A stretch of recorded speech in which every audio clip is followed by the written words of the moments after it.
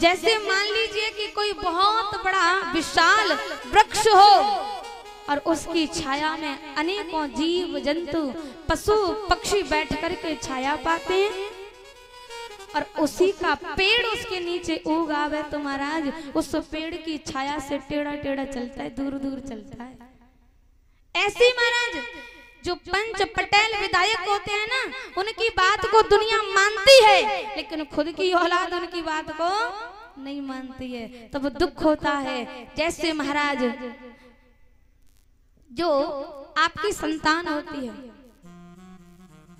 चोरों को चांदनी की रात बुरी लगती है, चोरों को चांदनी की रात बुरी लगती है, ठीक इसी प्रकार बिगड़ी हुई औलाद को माँ बाप की हर बात बुरी लगती है, अच्छी नहीं लगती है।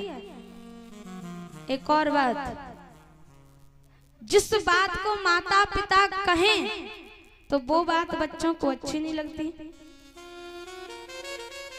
और उसी बात को कोई पड़ोसी कह दे तो महाराज जल्दी पकड़ लेता है, कोई दूसरा व्यक्ति कह दे तो जल्दी पकड़ लेता है, और अपना कोई कहे तो महाराज नहीं यार ये तो कहते ही रहते हैं, एक दिन का काम थोड़े ही रोज रोज कहते रहते हैं।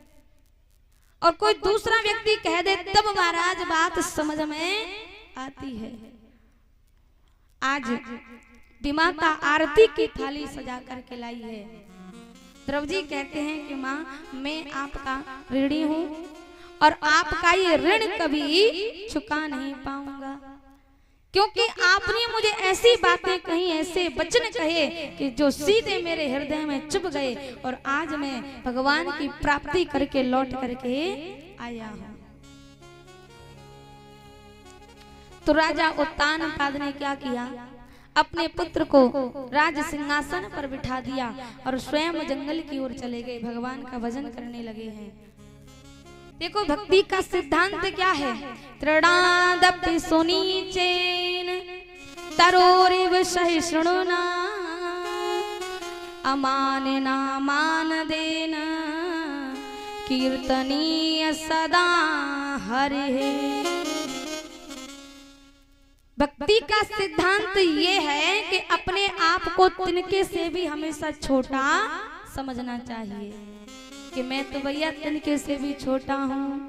और महाराज अपने हृदय में ये भाव रखना चाहिए कि मैं छोटा हूँ, और अपने आप के अपने हृदय में सहनशीलता रखनी चाहिए, और कभी भी अपने मान सम्मान की आशा नहीं करनी चाहिए। दूसरे व्यक्ति का हमेशा मान सम्मान करना चाहिए। संकीर्तन है, उसी को अपना लक्ष्य समझना चाहिए कि हमारा लक्ष्य भोजन करना नहीं है, संसार में घूमना नहीं है, बच्चों को पढ़ाना लिखाना हमारा लक्ष्य नहीं है। हमारा लक्ष्य है केवल भगवान का भजन करना। तो एक दिन उत्तम को यक्षों ने मार दिया, ध्रुव जी को बड़ा क्रोध आया। ध्रुव जी आए हैं तो महाराज यक्षों का वध कर दिया। तभी मनु महाराज पधारे हैं, उन्होंने कहा है कि पुत्र ऐसा नहीं करते हैं। अरे आप हिंसा के बदले हिंसा करते हो, भगवान के बहुत बड़े भक्त हो, भगवान की आपके ऊपर बड़ी विशेष कृपा है, और आप हैं कि हिंसा के बदले हिंसा कर रहे हो। हिंसा को छोड़िए, भगवान का भजन कीजिए। जब तक महाराज कोई व्यक्ति सत्संग नहीं करता है तब तक हमें ज्ञात नहीं होता है। बिनु सत्संग विवेक न होई, बिनु सत्संग विवेक न होई, राम कृपा बिनु सुलभ न सोई, राम कृपा बिनु सुलभ न सोई, राम कृपा बिनु सुलभ न सोई, राम कृपा बिनु सुलभ न सोई।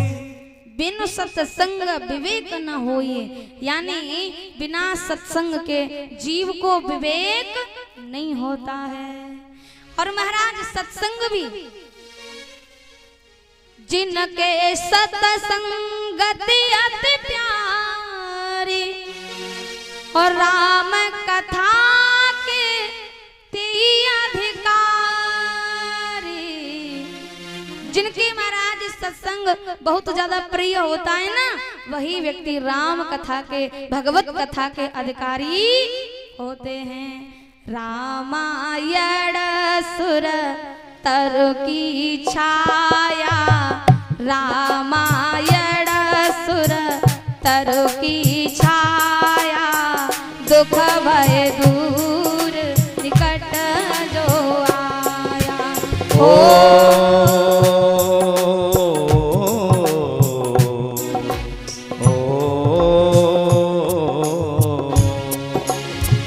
रामायण सुर तर की छाया, रामायण सुर तर की छाया, दुख भय दूर निकट जो आया। दुख भय दूर निकट जो आया। हो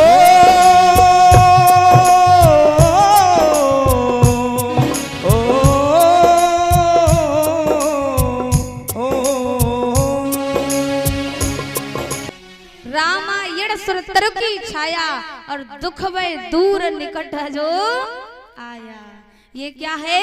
ये महाराज समझ लो कलिकाल में श्री राम कथा भगवत कथा कल्प वृक्ष के समान है। और कल्प वृक्ष कैसा होता है? मानो मन वांछित फल देने वाला, जो आपके मन में इच्छा हो वही फल देने वाला है कल्प वृक्ष। और इस कलिकाल में ये भगवत कथा राम कथा ही कल्प वृक्ष के समान है। जैसे एक बार एक व्यक्ति कल्प वृक्ष के नीचे बैठा था और उसने विचार किया, उसने सोचा कि भैया दोपहरी का समय है, चारपाई होती तो दिन भर आराम यहीं पर कर लेता।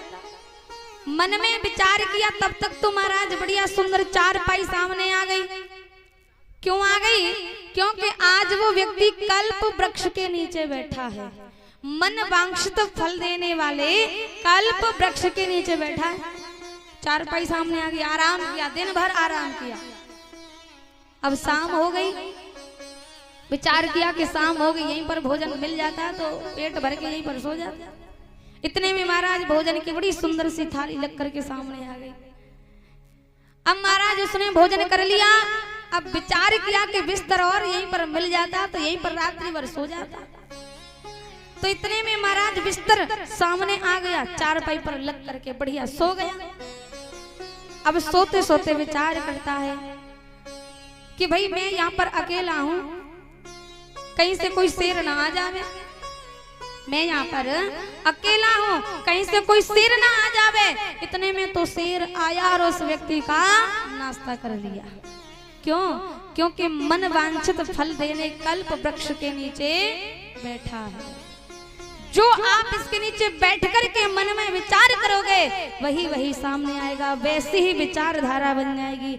अच्छा विचार करेंगे तो अच्छी विचारधारा बनेगी, और बेकार विपरीत यदि कोई विचार करोगे तो विपरीत ही विचारधारा बनेगी। और जितने भी भक्त हुए ना वो सब एक नारी से ही पैदा हुए हैं।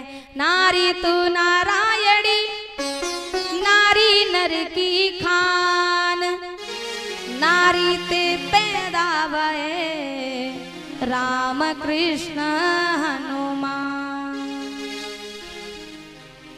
तो महाराज ये माताएं भी आपकी जैसी माताएं हैं, लेकिन उन्होंने पुत्रों को शिक्षा दी, संस्कार दी, तब ऐसे पुत्र हुए हैं। और उनका यश आज पूरे विश्व में फैला हुआ है।